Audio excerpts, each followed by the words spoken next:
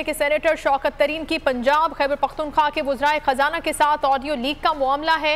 FIA ने शौकत तरीन की लीक ऑडियो पर तहकीकात मुकम्मल कर ली हैं। एफआईए तहकीकात के बाद शौकत तरीन के खिलाफ कानूनी कार्रवाई शुरू करने का फैसला करेगी। एफआईए ने शौकत तरीन के खिलाफ कानूनी कार्रवाई के लिए वजारत दाखिला से इजाज़त मांग ली है। एफआईए की जानिब से सेनेटर शौकत तरीन की गिरफ्तारी के लिए वजारत दाखिला से इजाज़त मांगी गई है।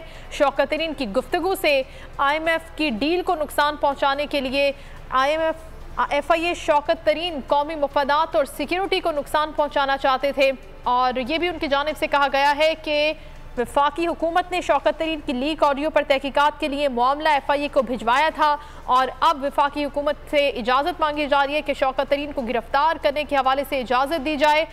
पीटीआई के सेनेटर शौकत तरीन की पंजाब और खैबर पख्तूनख्वा के वज़राए खजाना के साथ ऑडियो लीक का मामला है।